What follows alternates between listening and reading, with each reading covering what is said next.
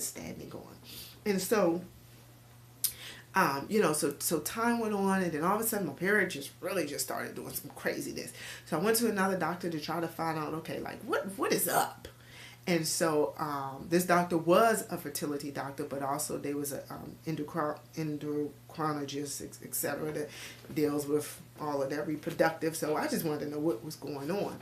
And then I went off with him, and I was like, and the first time, I ever missed my period in 30, in a month, and da da da. He was like, I think you need to take a pregnancy test. So yeah, what do you know? I was pregnant. And even throughout my entire pregnancy, I was believing for supernatural childbirth.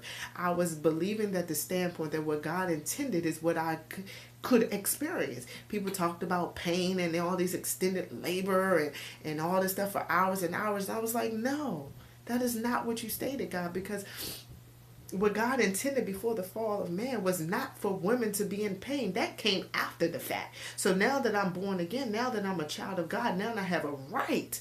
Now my inheritance is before the garden. Now my inheritance is before man fell. So I was standing and I was believing for supernatural childbirth. So, I ended up basically doing all my pre-labor at home. I just thought that, I was having some really, really bad cramps, going to the bathroom and everything. And finally was like, had a little blood. I was like, that don't look right. So I called and they was like, okay, check to see how far along you are, with your, what is it called? Your,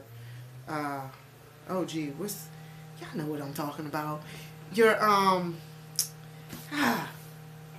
I can't think of the word right now. It's like right on the tip of my tongue. But would you get your husband to measure? You let him know. You say, okay, it started, and then you tell him when to stop. Well, it was so funny. I would tell him it started, and then my contractions. Then I would forget to tell him to stop recording, to stop the timer. But anyways, I eventually called the doctor again, and it was like, we thought you would have already been to the hospital. So we got ready, took our little time, went on to the hospital, told my mama. She beat us to the hospital, got in, and they was like, oh no, you're not going home, you're ready. So I was there, and I would say I actually ended up pushing probably about